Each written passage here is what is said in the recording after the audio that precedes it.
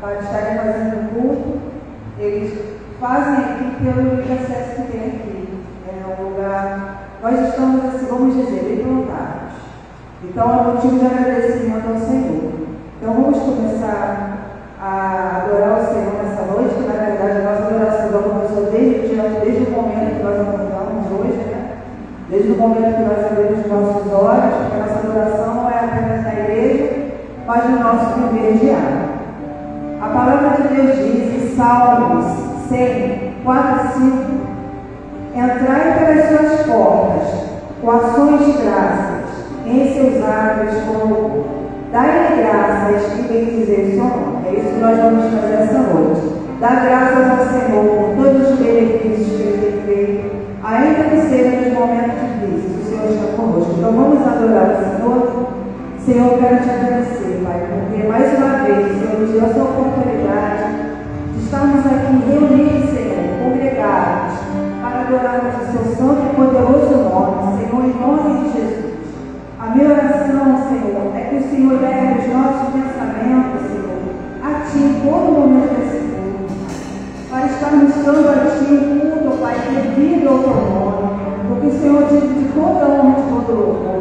Nós não podemos mensurar, ó Deus amado, o Teu poder e a Tua glória, mas aquilo que Te conhecemos, nós já Te adoramos e Te glorificamos. Então, em nome de Jesus, Senhor, recebe a nossa adoração, o nosso louvor e tudo que fizemos e temos feito. Entregamos a Ti, Senhor, como cheiro suave, Senhor, os nossos lares, os nossos gestos, tudo seja para a Tua honra e para a Tua glória. E as orações de nós, em nome de Jesus. Amém. Amém. Vamos se colocar em pé, vamos adorar nosso Deus. O primeiro cântico diz que, Senhor, te quero ouvir tua voz.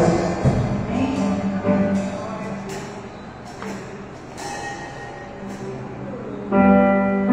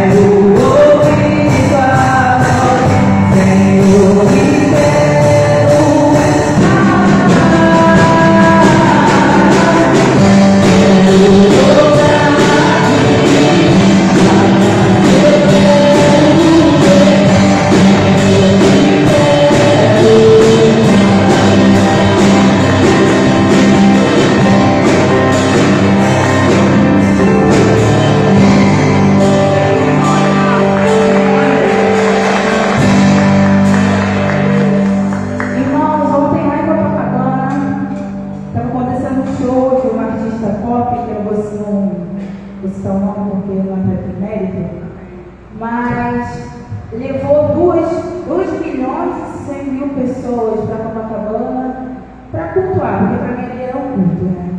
E nós hoje estamos aqui para adorar um Deus que é vivo, um Deus que veio, morreu por nós.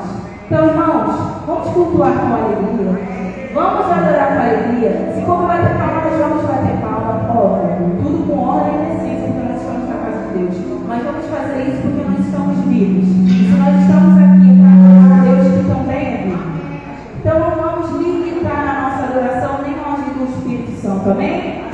Amém, glória a Deus. Vamos continuar adorando ao nosso Deus, falando que Ele deixou a glória dele, mas foi por amor a nós.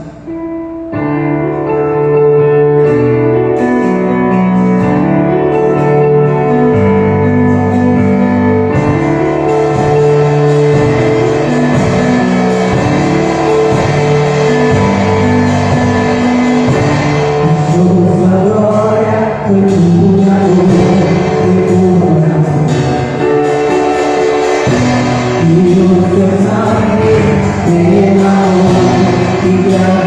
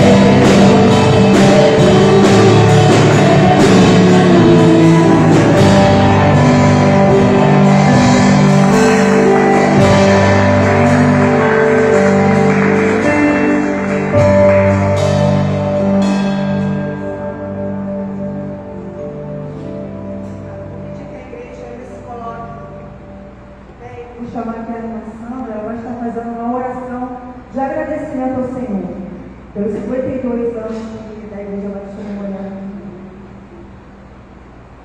Oremos, amados. Senhor Deus maravilhoso, glorioso, bondoso, magnificado Deus. Pai, nós queremos te agradecer muito, Senhor, muito por todos esses anos dessa comunidade de fé, Senhor. Nós queremos te agradecer, Senhor, porque em todos os momentos, até os mais difíceis aqui, o Senhor esteve à frente de tudo. Nós queremos, Pai, te agradecer por esse amor ilimitado, por essa misericórdia infinita, e te clamar, Pai, que nunca nós desistamos de buscar, e cada dia mais nossos corações encham de alegria, não só hoje, porque essa igreja completa 52 anos de existência, mas por todos os dias que ainda virão, Senhor, nesta casa de fé, que nós tenhamos força, Senhor, que nós tenhamos vontade cada dia mais de multiplicar, de pregar a tua palavra, de falar do teu evangelho, e dizer a cada um lá fora que só o Senhor é Deus. Obrigado, meu Pai. As palavras que nós temos, esses teus filhos que aqui estão, para dizer essa noite, obrigada por tudo, Senhor. Em nome de Jesus, nós glorificamos o teu santo e glorioso nome. Amém. Amém.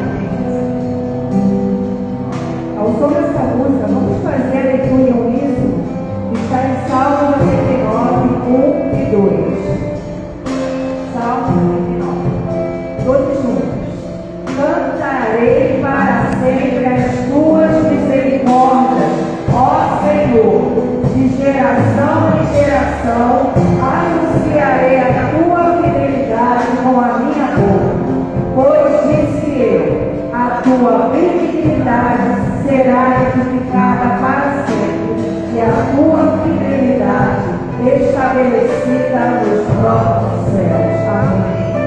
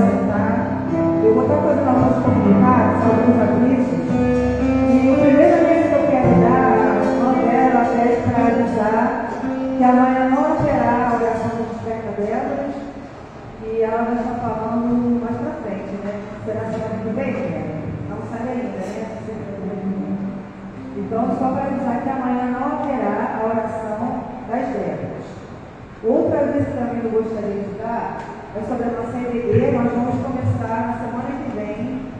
Nós, inclusive, entregamos a nova revista. Nós vamos começar a estudar o livro de Jó. Então, nós queremos convidar todos a estarem aqui no próximo domingo, às 8 horas da manhã, onde nós estudamos a palavra do Senhor, né? Que é muito importante. Nós estamos fortalecidos com a palavra do Senhor.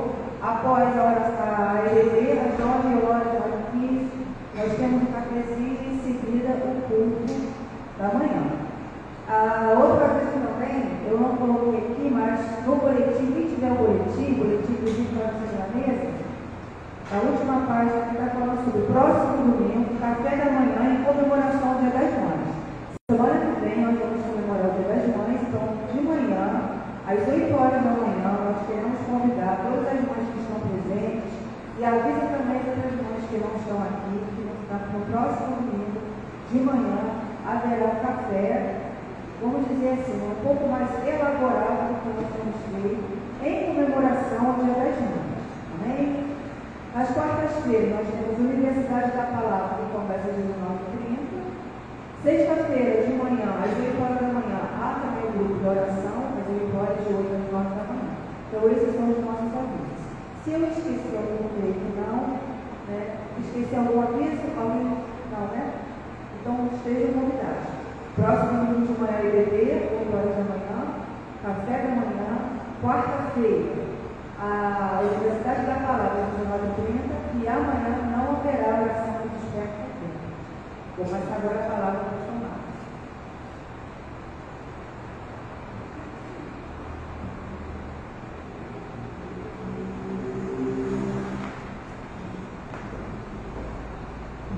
Deus, graça e paz, parte do nosso Senhor e Salvador Jesus Cristo, os avisos já foram entregues.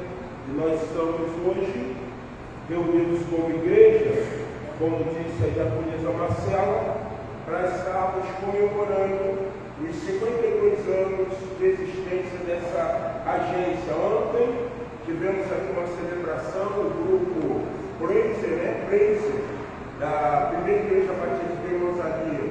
Teve um louvor ao Senhor, tivemos aqui um grande número de visitantes naquela excelente celebração, e o pastor Marcos Félix, ele foi um canal desobstruído do Senhor para estar pregando a palavra do Senhor. Então hoje nós estamos praticamente com uma igreja.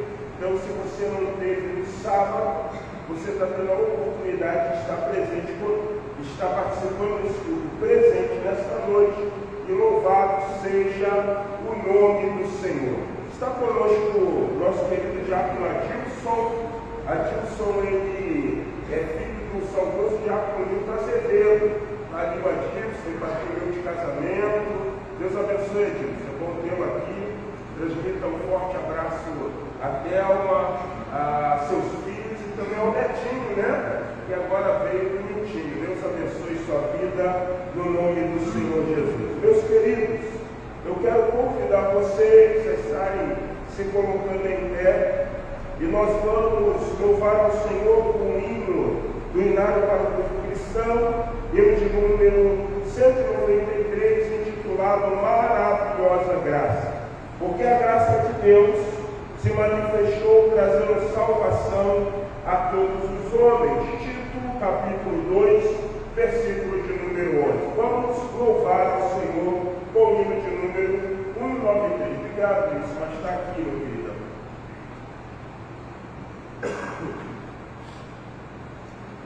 Maravilhosa graça, graça de Deus sem par, como poder comprá-la, como hei de começar. Ela me dá certeza e vivo com firmeza pela maravilhosa graça de Jesus. Louvemos ao Senhor.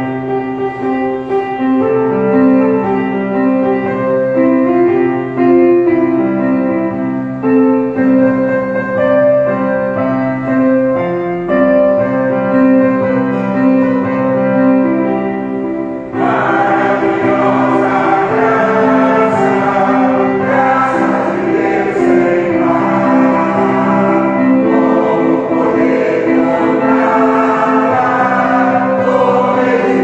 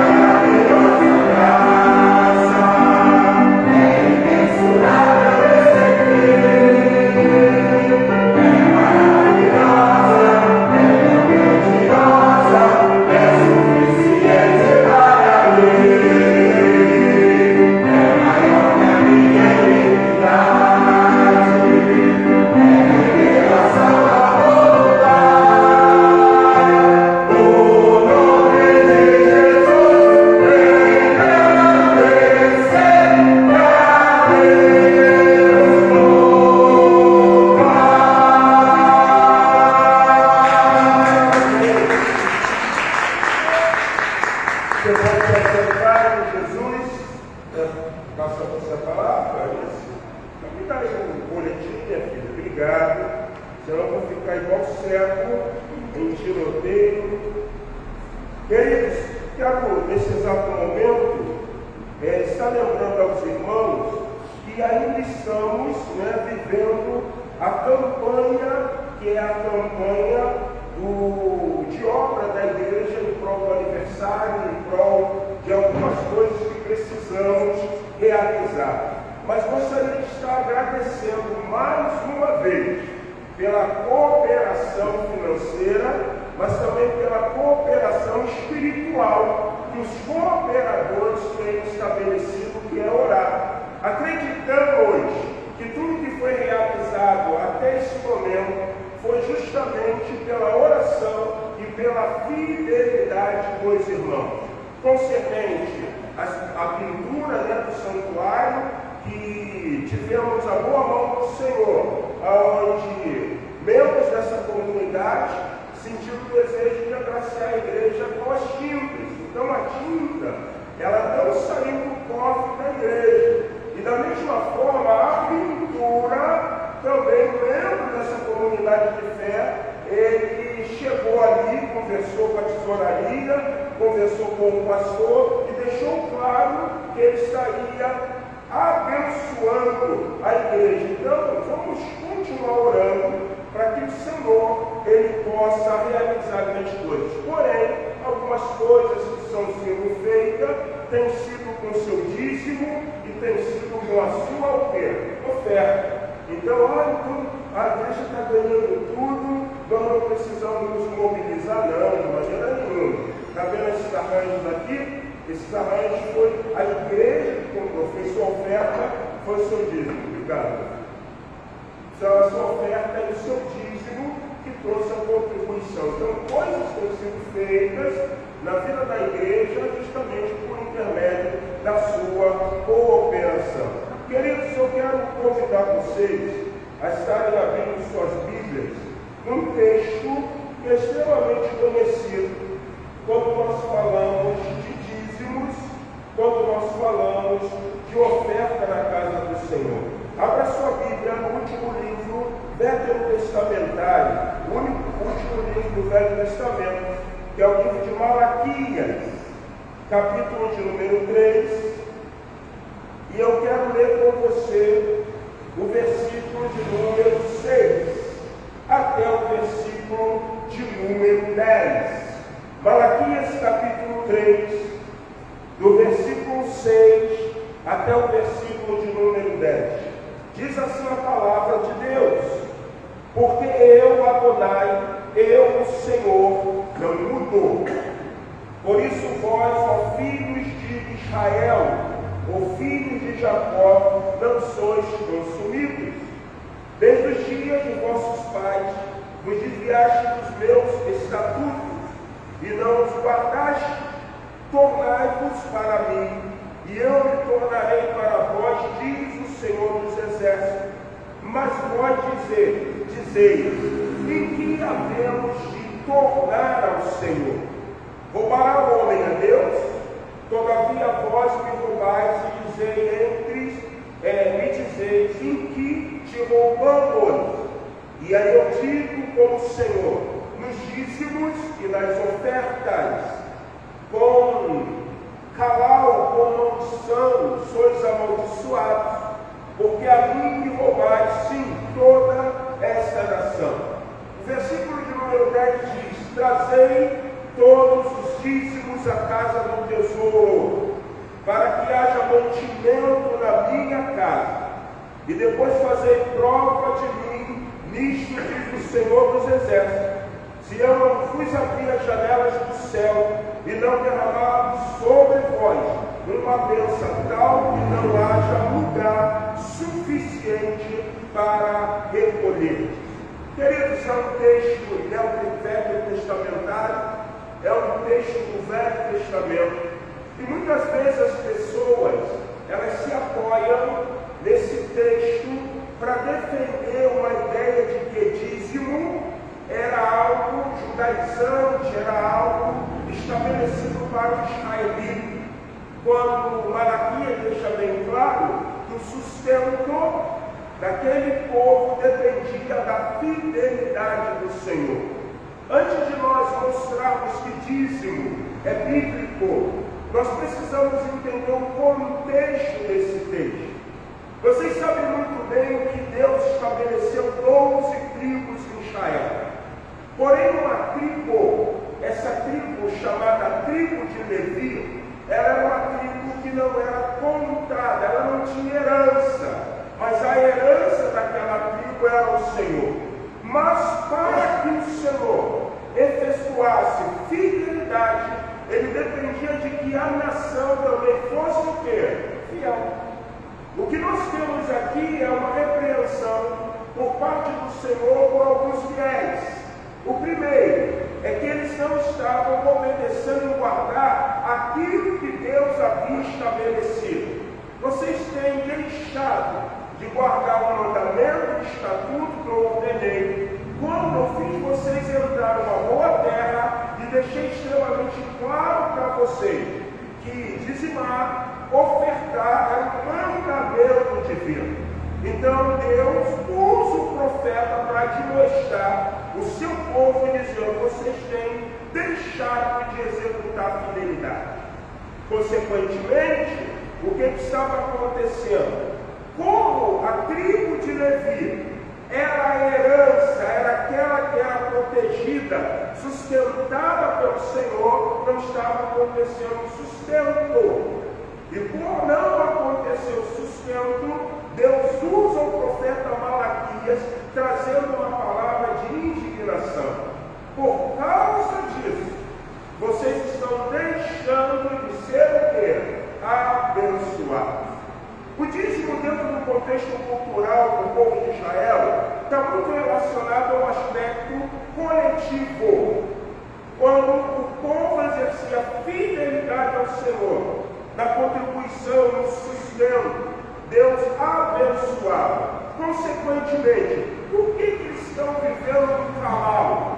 Por que eles estão vivendo uma maldição? Provérbios diz que assim como a andorinha que voa, um cavalo, uma maldição, ela só pode se cumprir se tiver o quê? Causa. E qual era a causa? A ausência de fidelidade.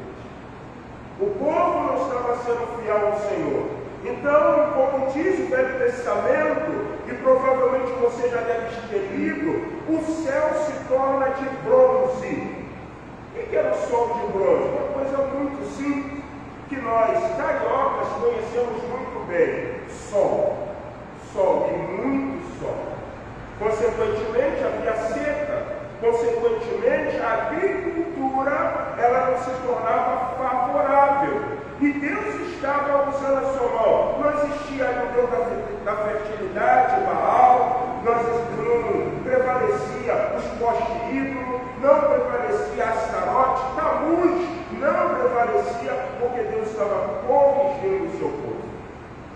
Nenhum Deus estranho, aonde Israel havia abandonado Deus Todo-Poderoso para seguir esses deuses estranhos, poderiam resolver. Então Deus diz: ó, vocês estão sofrendo, porque vocês estão deixando de exercer o quê? Fidelidade do Senhor. Consequentemente, olha como é que está a nação. Olha a fome, olha a degradação, olha como é que está vocês economicamente. Vocês têm semeado até muito, mas têm colhido o quê? Pouco. Porque o meu sopro, eu com a minha mão, eu com os gafanhotos, tenho dado ordem para destruir a plantação de vocês. Eu, como o astro luminoso, chamado Sol, tenho sido extremamente penoso com vocês. Então o texto mostra para nós que Deus ele requer do seu povo o exercício da fidelidade. Então, um judeu, ele compreende muito bem o que é dizimar ao Senhor. Ele entende muito bem o que é exercício de fidelidade. Agora, o segundo momento, que é crucial: por que dízimo ainda prevalece como hoje na igreja neotestamentária? Para que você entenda isso rapidamente, eu preciso fazer uma recapitulação para que você entenda. O primeiro a receber o dízimo não foi Arão. Não foi Arão.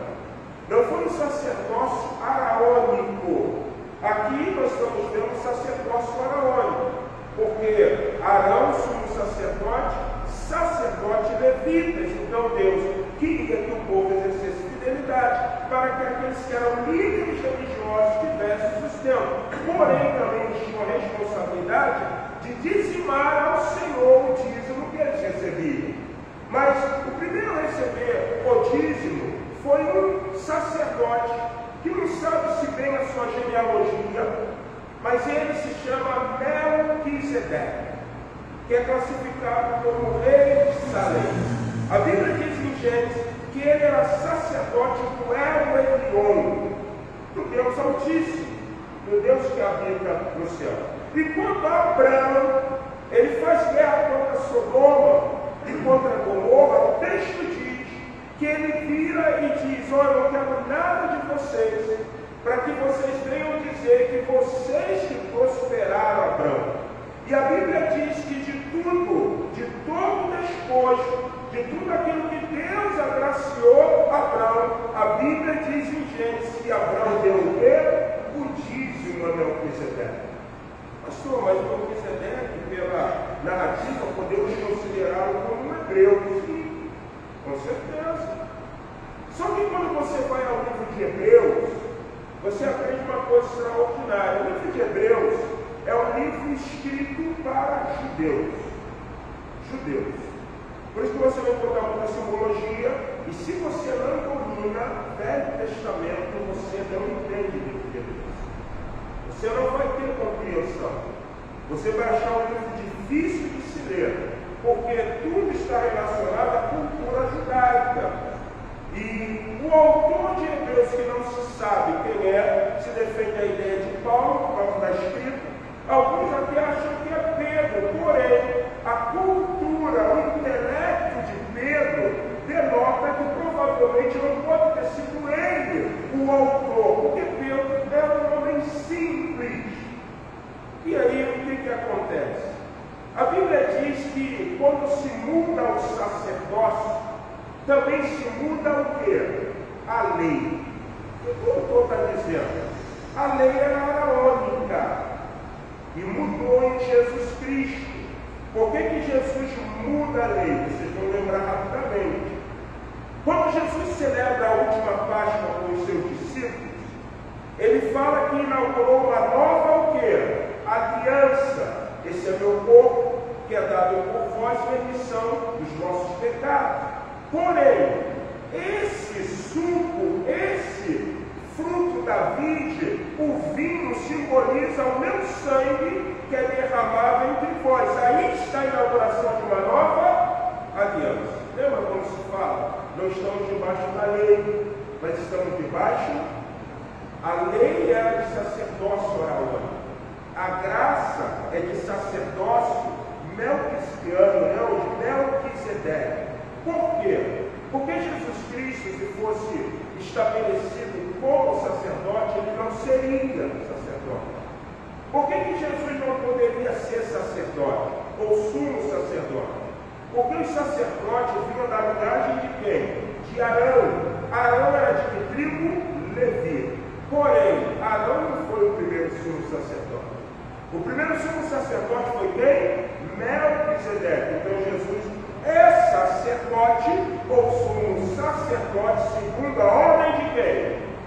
Então dízimo, o primeiro não foi dado num vínculo ou num teor araônico, mas dízimo foi dado num vínculo, num teor de uma nova o quê? Aliança. Então dizimar diante do Senhor, nós dizimamos porque entendemos que se Jesus é sumo sacerdote, segundo a ordem de Melquisedeque, nós acreditamos que Melquisedeque foi o primeiro que recebeu o quê? O dízimo ao Senhor. Então eu convido você a exercer a tua fidelidade. Dízimo não enriquece, não significa que se você der dízimo, você não vai cair doente, vai cair doente. Se você der dízimo, não significa que você vai ficar rico. Quem é pobre vai continuar pobre. Mas quem dizima ao Senhor exercita a sua o quê? Fidelidade. Fidelidade em quê? Presta bem atenção para que você sem tempo. Provavelmente você está sentado num banco que ele não é duro, ele é acolchoado. Isso é para proporcionar a você o quê? Conforto. Quero dizer uma coisa, não foi o Estado que fez isso. Não foi a prefeitura, o município que fez isso. Quem fez isso foi o dízimo e as ofertas. Quando você vai lá atrás e bebe uma água no bebedouro, e a água está gelada, e aí alguns irmãos estavam preocupados porque achavam que o bebedouro tinha dado defeito, mas o irmão ele, né, uma gaita da elétrica, resolveu rapidinho, né, mãe? Não tinha problema nenhum. Então você bebe água gelada, porque aquele bebedouro foi comprado por quê?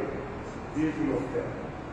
Se você está tendo claridade aqui, nós não recebemos nenhuma ajuda da empresa privada Light. Nós temos que pagar. Quando você usa o banheiro, e se tem um banheiro limpo, se tem um banheiro bacana, isso foi feito com dízimos e oferta. Então, dízimo e oferta na casa do Senhor é o sustento da obra.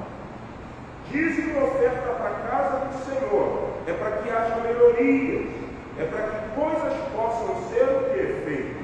E me perdoe, se você está botando toda a igreja num patamar de alguns pastores pilantras que têm usado o dízimo para enriquecer, eu quero te dizer que você pode procurar a igreja de Batista, filiada à Convenção Batista Brasileira. Isso não acontece. Isso não acontece. O grande problema é que muitos, você que está ouvindo, né, você quer ser crente, mas você quer ser crente de qualquer jeito. Por isso que muitas pessoas estão indo atrás deles. Porque lá eles não estão preocupados de ensinar você o que é transformação. Lá eles estão preocupados se você vai dar o teu dinheiro.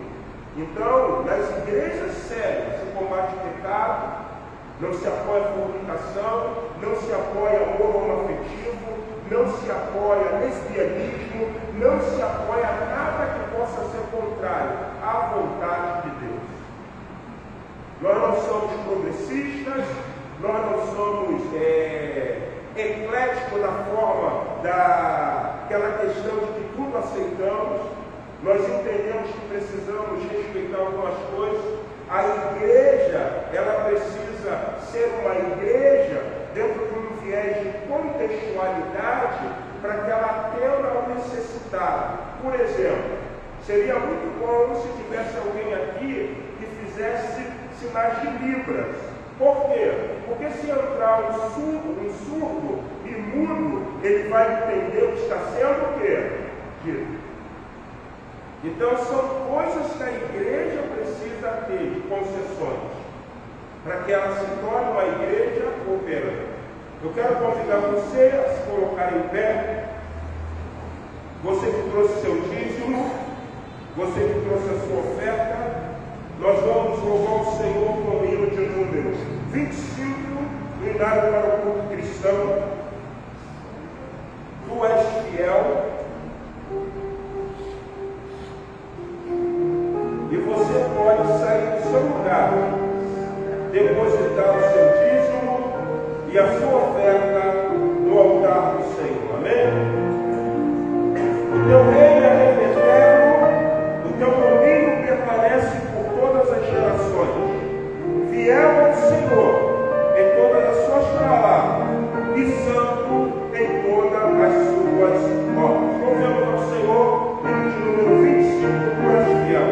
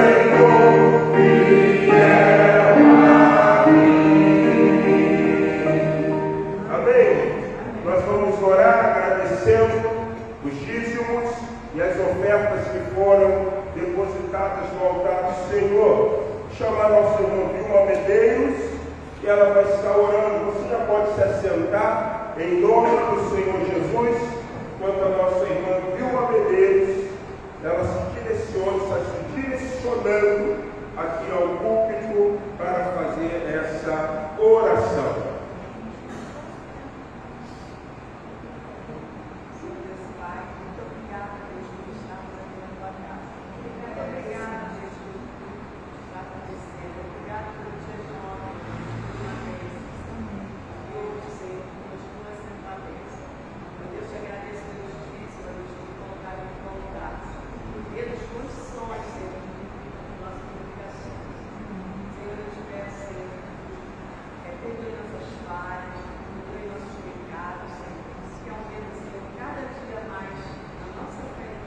Amém. Deus, condições, Senhor, estamos sempre aqui, Senhor, para te agradecer.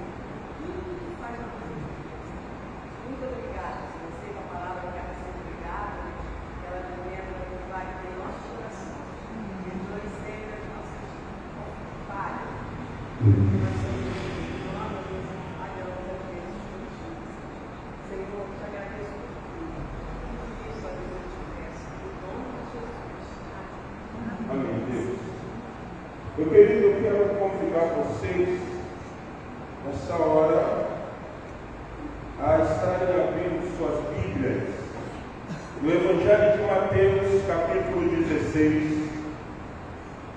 E eu gostaria de ler com vocês do versículo 13 até o versículo de número 19. Evangelho de Mateus, capítulo de número 16.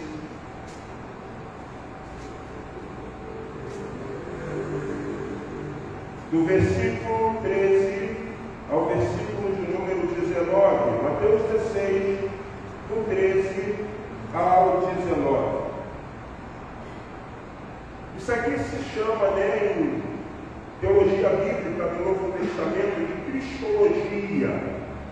Quando o Senhor Jesus, ele vira-se para os seus talmidim, para os seus discípulos, e ele vai perguntar aos discípulos o que estão dizendo ao seu respeito. Em outras palavras, os homens falam que eu sou.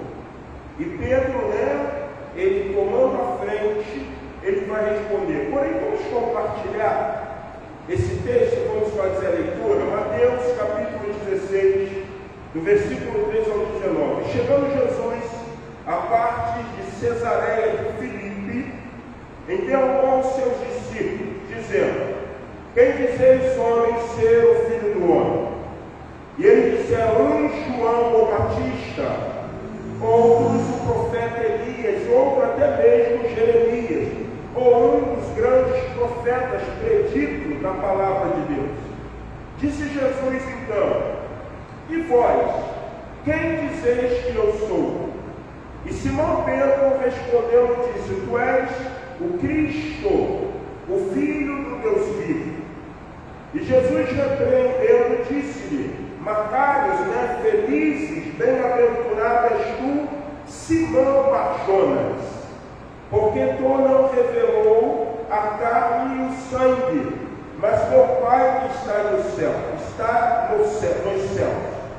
E também eu te digo que tu és Petros, ou Pedro, lasca da pedra, e sobre esta pedra edificará a minha igreja, e as portas do inferno não prevalecerão contra ela. E eu te darei a chave dos reinos do céu, e tudo que ligares na terra será ligado nos céus, e tudo que desligares na terra será desligado nos céus.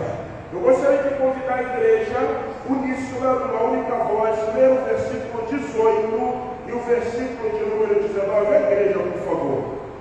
E também eu te digo, tu és Pedro, e sobre esta pedra edificarei a minha igreja, e as portas do inferno não prevalecerão contra ela. Eu te darei as chaves do reino dos céus, e tudo que ligares na terra será ligado nos céus, e tudo que desligares na terra será desligado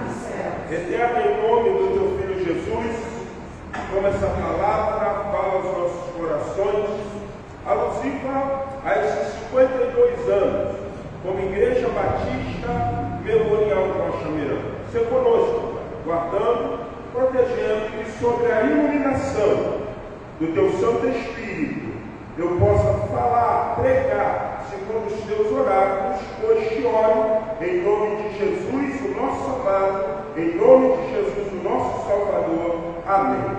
Queridos, se fôssemos, e vamos fazer isso, dar um tema ao sermão desta noite, alusivo, aos 52 anos, como Igreja Batista Memorial em Rocha Miranda, nós estaremos trabalhando o seguinte tema: a igreja que Jesus sonhou. A igreja que Jesus sonhou. Um colombiano chamado César Castellano, num livro sobre evangelização, intitulado Sonhas e Ganharás o Mundo, ele trabalha uma palavra muito interessante no viés introdutório do livro, pois ele deixa claro que sonhar é uma linguagem divina. Sonhar é algo que Deus deu condição a todo ser humano para que ele possa viver a fé, para que ele possa ver coisas extraordinárias sendo realizadas. E ele usa um exemplo que muitas vezes eu cito aqui com vocês e gostaria novamente de ter a oportunidade de citar, quando ele fala a respeito de Abraão e da promessa que Deus faz a Abraão. Quando Abraão duvida, quando Abraão ele pensa, como alcançarei uma promessa, visto que eu estou casado com uma mulher que porta esterilidade e o que tenho como herdeiro é um estrangeiro que está na minha casa. E aí vocês conhecem muito bem que Deus chama Abraão e manda ele sair da sua tenda, olhar para o céu e diz assim: Abraão, você consegue contar as estrelas? E ele, claro que não, Senhor, assim será a tua descendência. E quando o sonho passa a ser uma linguagem real e poderosa na vida de Abraão, o que César Castellano diz? César Castellano ele fala que todas as vezes que Abraão saía da tenda à noite e ele olhava para o céu, ele não via estrela, mas ele via a sua posteridade. Então, sonhar é algo extraordinário. Porém, quando eu trabalho essa perspectiva de que a igreja que Jesus sonhou, eu preciso também ter uma segunda compreensão, para que eu não venha trabalhar meramente um teor alegórico, mas que eu possa trabalhar algo de teor teológico. É muito claro que Jesus sonhou com uma igreja que ele tem certeza que é uma igreja que pode cumprir aquilo que ele estabeleceu. A igreja, então, que podemos o quê? Ser. Eu posso sonhar com uma igreja, mas Jesus espera que nós sejamos a igreja que ele idealizou. A igreja que ele projetou. Por isso que nessa noite, no viés alegórico, eu queria trabalhar com vocês essa temática. A igreja que Jesus sonhou, porém, o campo teológico deixa extremamente claro para cada um de nós que essa igreja é a igreja que Jesus o quê? Preservou. A igreja que Jesus espera que eu e você possamos o quê? Ser. No ano 2000, não lembro-me bem, quando ainda nós tínhamos acesso ao Jornal Batista, pastor Carlos Berto Novaes, pastor da Igreja Batista, Barão da Taquara, casualmente pastor, acho que do Adilson ainda, não é isso? Ele escreveu um artigo intitulado isso, a igreja que Jesus sonhou. Mas a ideia central, a cosmovisão, o ensino do pastor Novaes, trabalha com uma coisa muito interessante, que é a secularização nessa era chamada Era Moderna, e ele classifica um termo chamado pluralidade.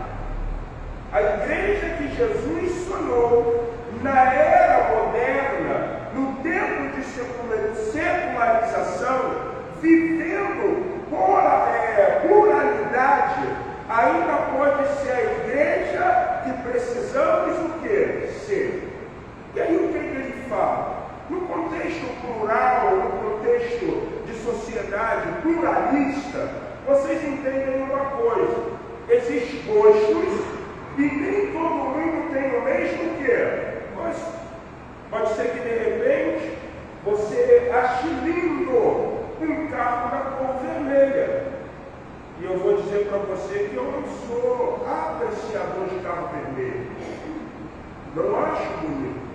Mas por que você gosta de carro vermelho e eu não gosto? Isso significa que vamos ser inimigos? Não. A pluralidade é assim. A pluralidade deixa claro, o mundo plural deixa claro que gostos, hábitos precisam ser o quê? Respeitados.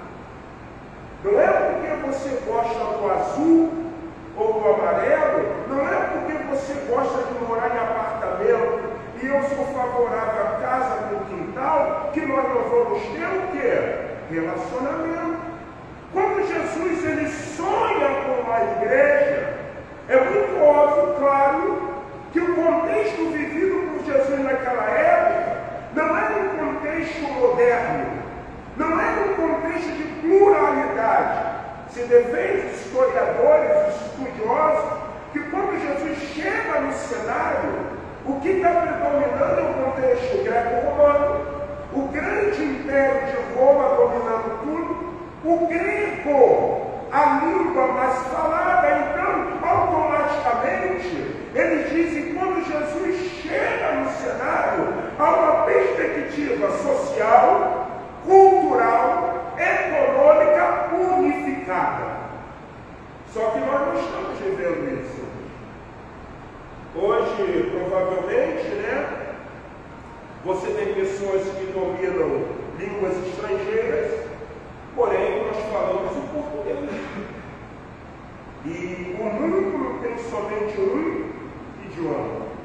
Não existe um judeu, não existe um grego com o ideal de helenizar o mundo, porque ele está diante de Sócrates, ele está diante dos grandes filósofos, e ele está dizendo assim: mas nós, detentores do sofisma, da sabedoria, do entendimento, por que nós não catequizamos esses bárbaros? Porque Alexandre o Grande, ele pensava que a helenização era a Coca-Cola do quê? Do deserto. Não. Então, nesse tempo de era moderna, nesse tempo de um mundo secularizado, há pluralidade. Porém, mesmo sendo uma igreja plural, é a igreja que Jesus quer que nós sejamos, que nós precisamos ser, porque essa é a igreja que Ele quer. Sonhou. Por isso que nós vamos defender uma coisa interessante no contexto da igreja plural. A igreja que vive nessa era moderna, no contexto da pluralização, é a igreja que preserva uma palavra grega que vocês conhecem, chamada koinonia, que transliterando para a língua portuguesa, sabe o que significa? Comunhão. A igreja vive uma sociedade plural, mas Jesus sonhou com uma igreja que viva em comunhão. Por isso, que com as nossas indiferenças, por isso, com os nossos gostos diferentes, nós conseguimos viver como uma o quê? Irmandade. Lembra lá que diz? Estavam todos juntos, tinham tudo em comum, no partir do pão e nas orações. A comunhão era algo vigoroso, era algo extremamente poderoso. Então Jesus sonhou com uma igreja que possa cumprir a sua vontade. Jesus sonhou com uma igreja que precisamos ser, que esteja vivendo em total o quê? Comunhão. Porém, nessa noite, eu quero trabalhar 3 aspectos sobre uma igreja que Jesus sonhou. E o primeiro ponto diz assim: a igreja que Jesus sonhou apresenta uma liderança, mas tem como dono Jesus Cristo. Isso é fundamental. A igreja que Jesus sonhou é a igreja onde nós vamos entender que Ele ainda é o quê? O Senhor. Nós estamos falando de era moderna. E na era moderna, no cristianismo moderno, O que me chama muita atenção nas igrejas de movimento neopentecostais e até mesmo algumas igrejas de movimento pentecostais de tradição, é que você às vezes passa e você vê uma placa ali, igreja tal, e ali tem pastor presidente, a foto do pastor, quando não muito apóstolo, quando não muito bispo, e também da sua o quê? Esposa. E para complicar mais ainda hoje se usa o termo para mulheres como apóstola. Quando você estuda a Bíblia e você aprende que para ser apóstolo tinha um requisito muito sério. Era ter visto ou andado com quem? Por isso que o saudoso Russell Shedd, um dos maiores biblicistas, exegetas, ele dizia assim: só houve 12 apóstolos. Só houve 12 apóstolos. Então, voltando aqui, você percebe que a igreja que Jesus sonhou é uma igreja onde Ele é o dono, Ele é o quê? O Senhor. Olha o que Pedro vai falar, versículo de número 18, parte A. Olha o que ele diz. Jesus pergunta: quem os homens dizem que eu sou? E Simão Pedro responde que ele é o Cristo, o Filho do Deus vivo. Mas no versículo 18, ele vai dizer assim: e também eu te digo que tu és o quê? Pedro, e sobre essa pedra edificarás a minha igreja. Gente, quando você estuda eclesiologia no campo teológico, você vai aprender algumas coisas, né? O ensino da igreja. E aí, mais uma vez, eu quero falar uma coisa para você. Esse texto aqui é um texto onde Jesus está sentado, vamos classificar assim, pode ser que estejam em pé, e ele está num diálogo com seus 12 discípulos. A palavra discípulo é tal que diz. E ele vira nas conversas e fala assim: eu quero saber uma coisa. E quando ele quer saber, ele quer ter a compreensão, seus discípulos sabem na realidade quem ele é e qual é o papel do Cristo.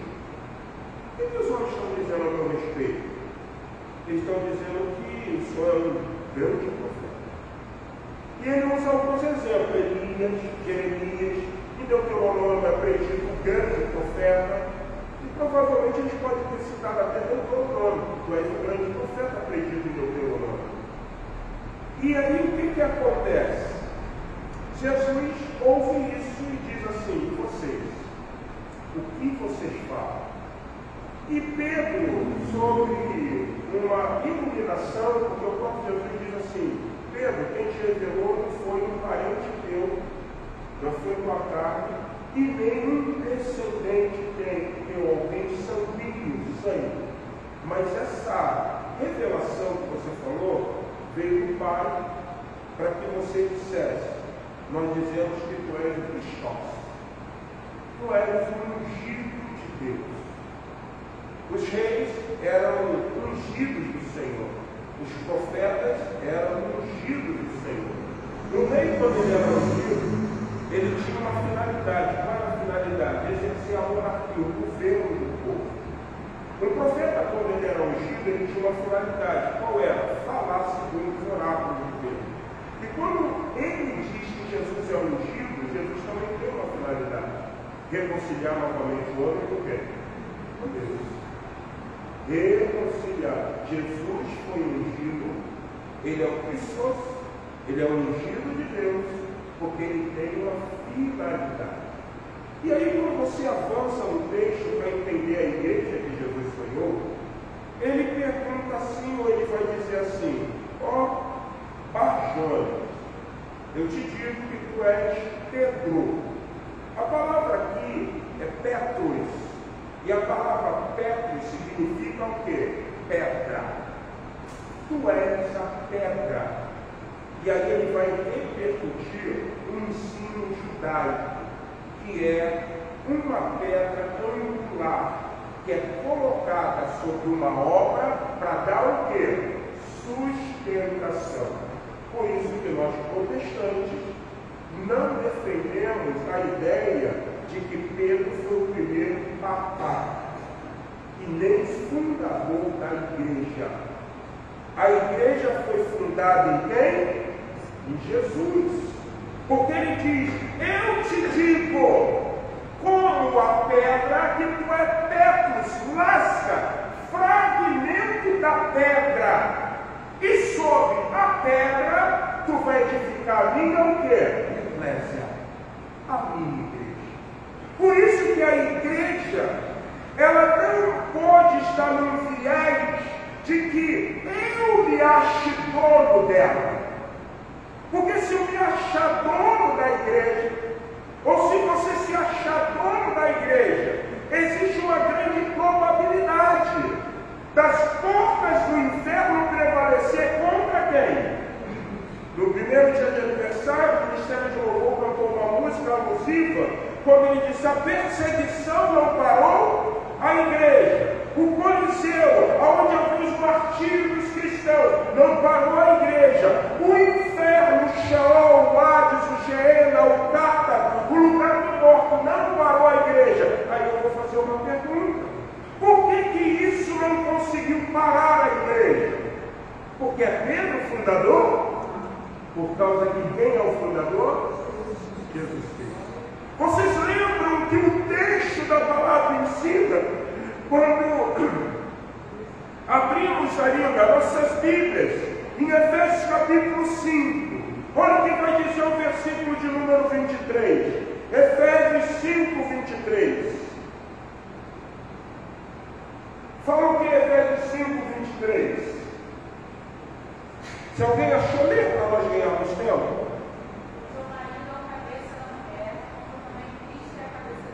Porque o marido é o cabeça da mulher. Assim como o quê? Cristo é o cabeça da igreja. Jesus sonhou com uma igreja que tem a compreensão de que Ele é o Senhor. Em 52 anos, como Igreja Batista Memorial de Rocha Miranda, nesse 52º ano, Jesus está dizendo: vocês precisam ser uma igreja que me tenha como que Senhor, porque foi isso que eu projetei, foi isso que eu idealizei. Olha o que diz Atos capítulo 20, versículo de número 28. Atos dos Apóstolos, capítulo 20, versículo 28. Atos dos Apóstolos 20, 28. Olhai, pois, por vós e por todo o rebanho, sobre o qual o Espírito Santo nos constituiu bispo, para apacentar a igreja que tem, que foi, que ele resgatou com seu próprio. Em algumas versões, em vez de Deus, está a igreja de quem? De Cristo, que ele resgatou com seu próprio. Então é notório entender a confissão PT. Porque a igreja que Jesus sonhou é uma igreja, segundo ponto, é uma igreja que apresenta uma liderança, mas é uma igreja que tem como dono quem? Jesus Cristo. Olha o que Atos diz: olhai, pois, por vós e por todo o rebanho sobre o qual o Espírito Santo nos constituiu supervisores, para apacentar a igreja de Cristo, de Deus, que ele comprou com seu próprio sangue. Então Jesus sonhou com uma igreja que tenha supervisores liderando.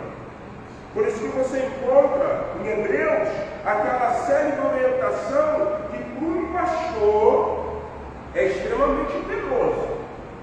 Quando Jesus diz assim: obedeceis vossos líderes, como aqueles que hão de dar o quê?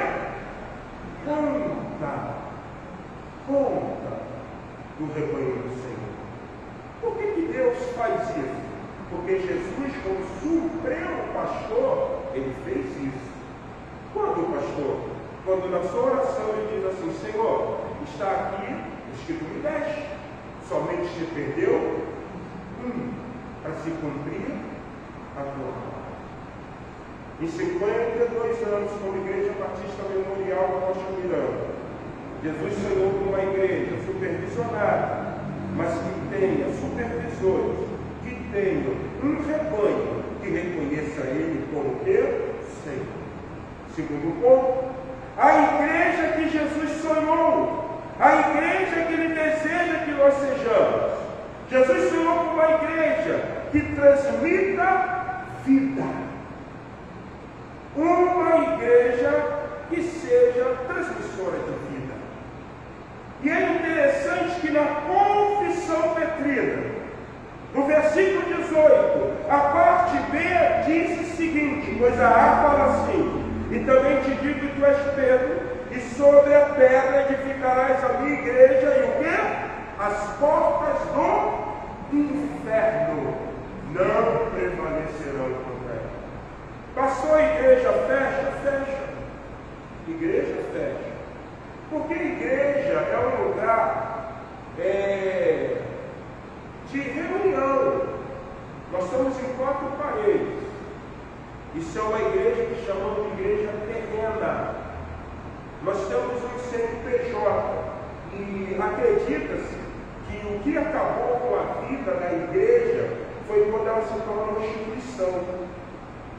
Porque quando ela está sendo a igreja de Jesus, aonde todo mundo está por amor, todo mundo faz amor, não existe partidarismo, não existe aquela questão, né?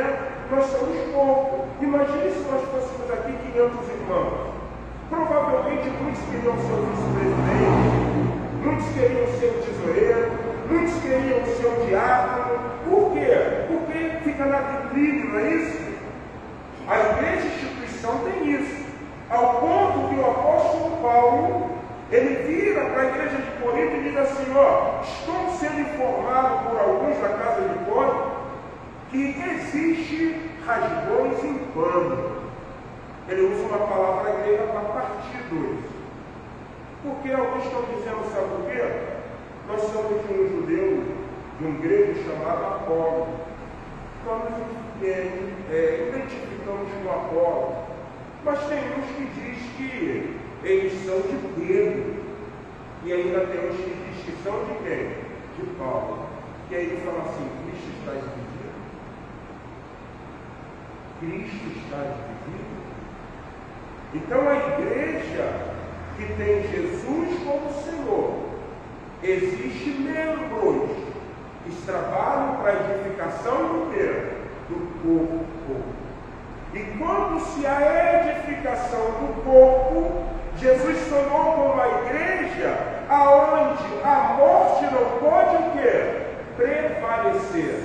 Eu te digo, tu é Petros, fragmentos da pedra. Eu sou a pedra angular, eu sou a rocha, e sobre eu que sou a pedra, Petros, lasca da pedra, tu vai edificar a minha igreja, e a porta do Sheol, do inferno, nunca vai prevalecer contra ela.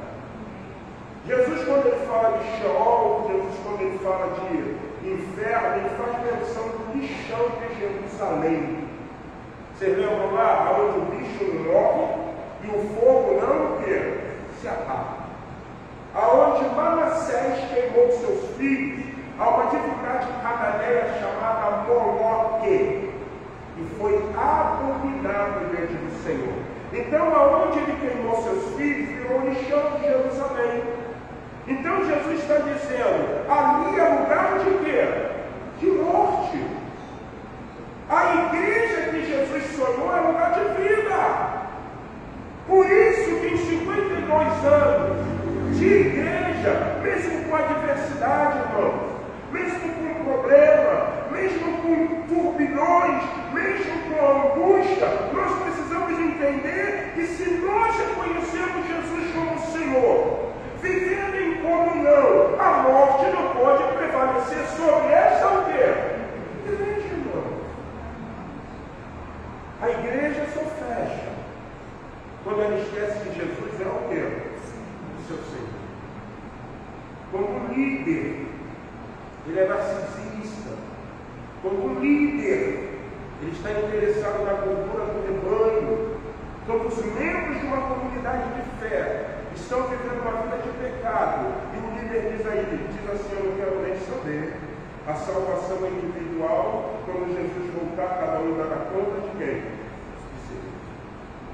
A Bíblia ensina e nos fala que a igreja é a noiva de Cristo. No judaísmo tem uma coisa muito interessante, né? Se fala muito das virgens, e das virgens prudentes, e das virgens são o quê? Nécias. E se esquece de uma coisa, as virgens, ela tratava a noiva, mas se tinha alguém por trás que tinha uma grande responsabilidade com a noiva, sabe quem era? O amigo do noivo. O amigo do noivo. O apóstolo Paulo, ele deixa bem claro que a igreja, ela precisa ter pessoas que se tenham, se colocam como que? Amigos do noivo. O amigo do noivo protege quem? A noiva. Ele zela pela noiva. Um líder que ele sonha o que Jesus sonhou, ele sabe o papel de ser amigo do noivo. Então Jesus sonhou com uma igreja que transmita a vida. Mateus 16, 18b. Mas para que a igreja consiga transmitir vida e a porta do inferno não prevalecer contra ela, olha o que Jesus idealizou como ordem, como imperativo, como um desejo que a igreja esteja cumprindo. Marcos capítulo 16, versículo de número 15 e versículo de número 16. Olha o que diz Marcos capítulo 16, versículo 15 e 16. E disse-lhe Jesus: ide por todo o cosmo, por todo o mundo, pregai as boas novas a toda criatura. E 16, por favor. Quem crê e for, será salvo, mas quem não crê será. Jesus sonhou com uma igreja que deve vida. Pastor, eu não entendi. Por que Marcos 16, 15, aonde tem um imperativo, que Jesus está falando para ir fazer discípulos, batizando, fazer discípulos, ensinando, fazer discípulos a guardar os seus mandamentos? Porque o versículo de número 16, ele é muito interessante na parte final. Mas quem não quer crer será condenado. Vamos recapitular uma coisa para que eu possa concluir esse segundo plano. A Bíblia ensina uma coisa muito séria: a morte, o falso profeta, a besta e a morte, todos foram lançados aonde? No lago de fogo, com o diabo e seus anjos. A mitologia, né, traz o ensino de que o inferno é lugar, a morada de quem? Do diabo. Não. Inferno é uma palavra para morte. Para morte. Aonde nós acreditamos, pela palavra de Deus, que quem aceita Jesus Cristo passou da morte para o quê? Para a vida. E quem morre com Jesus Cristo já está no paraíso. Com que base nós vamos acreditar nisso? Com o que Jesus diz, aquele homem que está o quê? Na cruz, depois de meio, estarás comigo aonde? No paraíso. Ele não cita uma palavra grega, ele não cita uma palavra hebraica, ele usa uma palavra persa, paraíso, que significa um lugar cercado de muros, governado por um Senhor. Então aquele homem que falou o seguinte: ó, nós merecemos estar aqui, mas esse homem não fez nada. Quando entrar no teu reino, lembra-te de quem?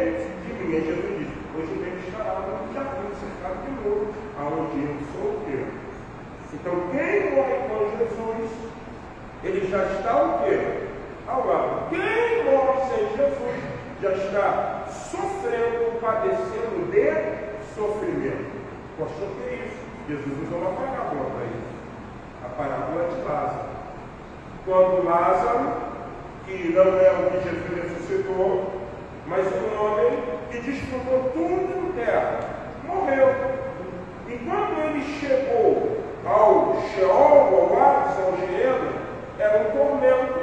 E ele pediu que pelo menos o seu irmão jogasse o dedo na ponta da água e levasse a sua ao quê? Aí eu vou concluir isso tudo ponto, para que você entenda. Por que Jesus sonhou com uma igreja que transmite a gente? Existem 3 momentos de morte no ano. 3 momentos. A primeira morte se deu quando Adão desobedeceu a Deus e entrou pelo mundo pecado. Essa morte se chama morte o quê? Espiritual. Eu aceito Jesus para deixar a morte espiritual e adquirir o quê? Vida. Quem tem Jesus, ainda que esteja morto, certamente viverá. Existe uma segunda morte. Sabe qual é essa morte? Morte física. E o pó volta à terra como antes, e o Espírito a Deus do qual concedeu. Está ordenado morrer uma vez só, vindo depois disso o quê? O juízo. Mas existe uma terceira morte. Quem não crescerá, se chama essa morte de morte o quê? Eterna. E aqueles que não foram achados, escritos no livro da vida, esses foram lançados aonde? No lago de fogo, aonde haverá ranger e sofrimento eterno. Jesus sonhou com uma igreja que fala assim: você quer ter vida ou você quer viver morte? Quando Pedro fala para ele: tu és o Cristo, o Filho do Deus vivo, Jesus diz: disseste bem, lasca da pedra. Porque não foi a carne, não foi teu pai, não foi um descendente teu, não foi um sangue, um parente de alguém de árvore genealógica que te disse isso, mas meu Pai que está no céu, dizendo e mostrando que sobre eu que sou a pedra, tu vai edificar a minha eclésia, e as portas da morte não vão prevalecer contra ela. Porque quem estiver morto espiritual, me aceitar, passa a ter vida. Quem morreu fisicamente, quando eu voltar, ressuscitará. Mas quem não crê em mim e morrer, a terceiro momento da morte, chama segunda morte, esse será lançado aonde? Jesus sonhou com a igreja que transmite a vida. Deus colocou essa igreja aqui no bairro que nós estamos vendo com uma única finalidade. Sabe qual é? Falar para você que não tem Jesus.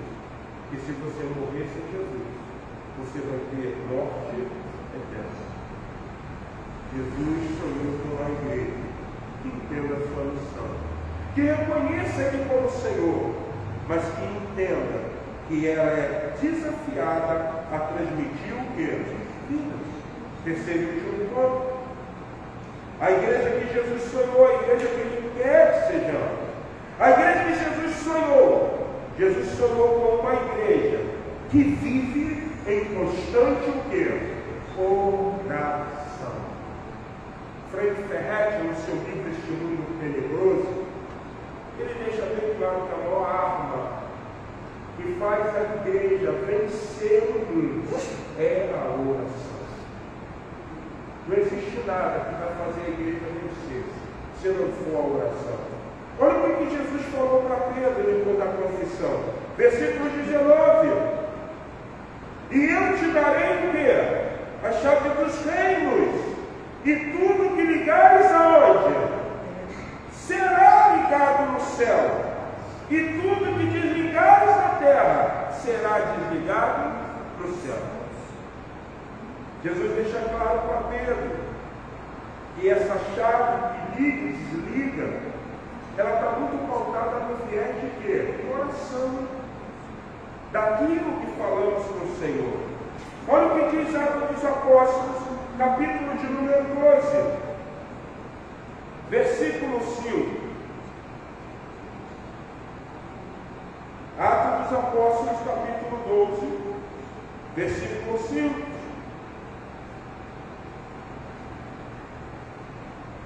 Ali, Pedro, pois, era guardado na prisão, mas a igreja fazia o quê?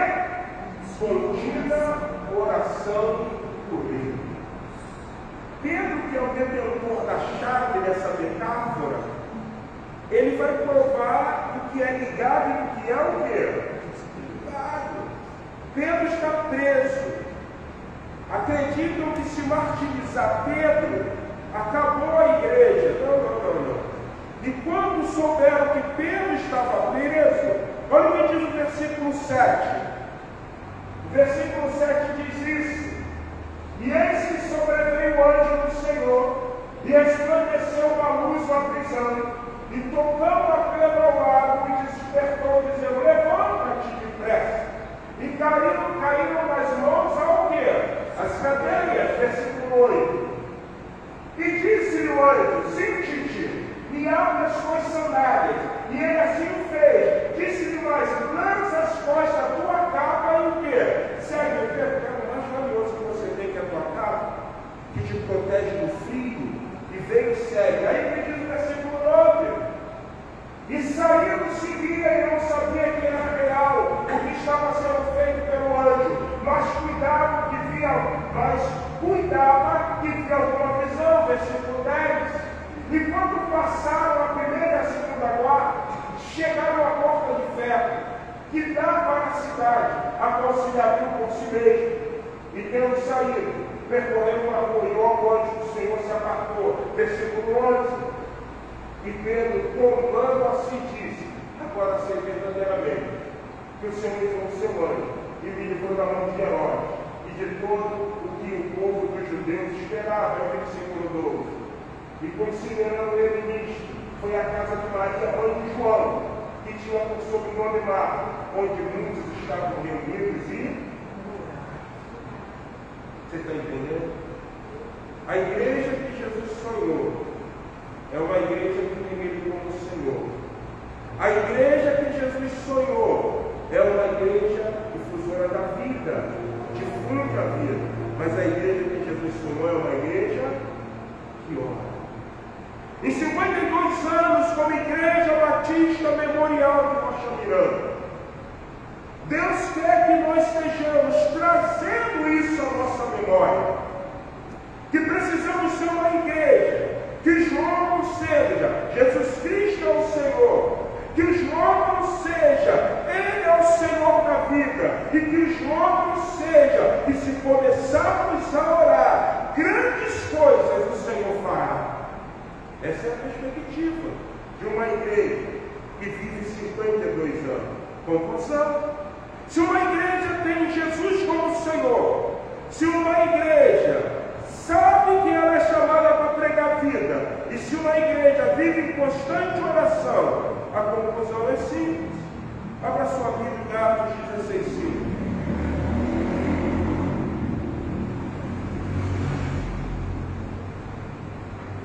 Atos dos Apóstolos 16, versículo de número 5. Olha o que diz a palavra do Senhor. De sorte que as igrejas eram o quê? Confirmadas pela fé. E cada dia crescia em número. A igreja que Jesus sonhou, que ela executa esses 3 mecanismos. A conclusão diz que ela é portadora de uma recompensa. O texto de Atos, capítulo 16, versículo 15 diz que se a igreja que Jesus sonhou é uma igreja que reconhece Ele como Senhor, que a igreja que Jesus sonhou é uma igreja que prega a vida, que a igreja que Jesus sonhou é uma igreja que ora, ela se torna edificada na fé e cresce em número dia após o quê? Após dia.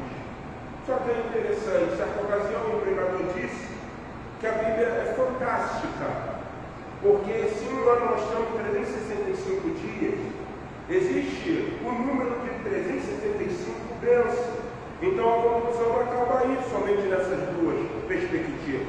Olha o que diz Atos dos Apóstolos, capítulo 9, versículo 31. Atos dos Apóstolos, capítulo 9, versículo 31. Diz assim a palavra do Senhor: assim, pois, a igreja em toda a Judéia Galiléia e Samaria tinha o quê? Paz. Era o quê? Era assim, andando o quê? E na consolação do Espírito Santo. Se nós formos à igreja que Jesus sonhou, a Bíblia está dizendo que ela é edificada na fé, ela cresce em número. Por quê? Porque o texto diz que ela tem paz, ela tem edificação, ela é multiplicadora, ela teme o Senhor e anda na consolação do seu Santo Espírito. 52 anos como Igreja Batista Memorial de Janeiro. Que nós venhamos sair daqui nessa noite pela compreensão que esta é a igreja que Jesus o quê? Sonhou. A igreja que Jesus sonhou tem nele como Senhor. A igreja que Jesus sonhou, ela prega a vida. A igreja que Jesus sonhou, ela ora e, consequentemente, ela é edificada na fé, cresce numericamente, dia após dia. Por quê? Porque ela anda em paz, edificação, multiplicação, temor do Senhor e auxílio do Espírito Santo.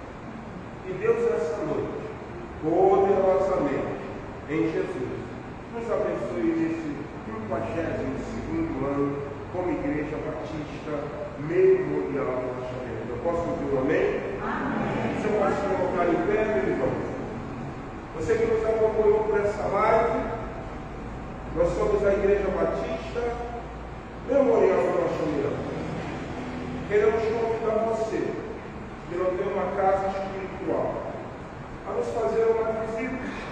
Nossos cultos são quarta-feira, Universidade da Palavra, 19h30, domingo, 8 horas da manhã, Escola Bíblica Dominical, e à noite, às 19 horas, culto de adoração e evangelização ao nome do Senhor. E nós vamos orar, agradecendo a Deus, para que o Senhor possa, no ano que vem, conceder a nós novamente a oportunidade de estarmos reunidos. Agora nós vamos começar uma nova missão, não uma missão de dedicação, aceitando uma esperança, um desafio, ou outras coisas, fé, mas uma missão de evangelização. Uma missão de sermos a igreja que Jesus quer, sonhou. A igreja que prega as boas novas. A igreja que entende a obrigatoriedade de que o sonho de Jesus envolve um imperativo dele. Nós vamos orar após o culto, você vai receber um pedacinho de bolo e você pode levar para a sua casa, comer, mas gostaria que você não fosse já embora, esperasse, nós vamos estar orando. Queremos agradecer a presença de nos visita, temos ali um casal, Deus abençoe a vida de vocês, não é a primeira vez que vocês vêm aqui, temos ali um irmão Matilson, Deus abençoe, a Sueli não é visitante, a irmã Darinha, já é conhecida nossa, mas Deus abençoe a vida da irmã Sueli. Feche seus olhos, baixe sua cabeça, vamos falar com Deus. Pai amado, no nome do meu filho Jesus, queremos louvar o teu nome, queremos te bendizer, queremos te glorificar pelo privilégio, pela oportunidade de estarmos nesse lugar chamado casa de oração. Obrigado, Senhor, pelos 52 anos que a tua agência completou. Obrigado, Senhor, porque o Senhor foi Deus propício para a tua igreja, fazendo com que no sábado de hoje nós pudéssemos viver a realidade da grande celebração para louvar e bendizer o teu nome. Obrigado pelos membros dessa comunidade. A nossa oração é que sejamos a igreja que o Senhor sonhou. A igreja que te tem como Senhor. A igreja que diz que Jesus é vida. E nós vamos falar de vida para que ninguém morra condenado. A igreja que ora, porque orando nós vamos provar o teu improvável, o teu milagre, o teu poder. Para que a conclusão que é a tua edificação, que é, Pai amado, a tua quantidade numérica de multiplicação para crescimento, vai ser fundamental para a vida da igreja. Senhor, que sejamos a igreja que cresça. Começa, Senhor, a mover as águas, para que dia após dia possa o Senhor acrescentar os que vão sendo salvos. Guarda, nos proteja, nos abençoe e que possamos estar decorrendo essa semana louvando e bendizendo o teu nome. Que a graça do nosso Senhor e Salvador Jesus Cristo, o amor de Deus, o nosso Pai, a comunhão e a consolação do Espírito Santo seja sobre a vida da Igreja Batista Memorial de Rocha Miranda, desde agora e para todos sempre, a Igreja Vida diz. Amém. Querido, antes de você se assentar e orar silenciosamente,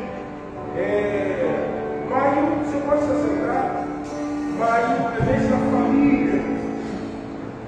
E nós gostaríamos de, nas quintas-feiras, estar realizando culto no lar. E eu gostaria de saber se existe alguém que poderia, nessa quinta agora, abrir o seu lar, para nós estarmos fazendo o primeiro culto do mês da família. Alguém? Quem pode? Quem pode? Algum irmão? Vamos lá, gente. Quem? Quem pode ir para essa casa? Irmã Dileia? Então nós vamos estar lá na casa da irmã Dileia. Com Aristóteles, vamos 4, 5 meses. Quinta-feira, na porta nós vamos falar. Estaremos lá na casa da irmã Dileia, do culto lá, orando pelas famílias. Orando pelas famílias, amém? Então já começa a girar a sua mente, o pensamento de ser a sua casa, que possa receber a igreja, para que possamos orar pelas famílias. Então, silenciosamente, estamos encerrados, Deus abençoe sua vida, em nome de Jesus. Fale, Deus.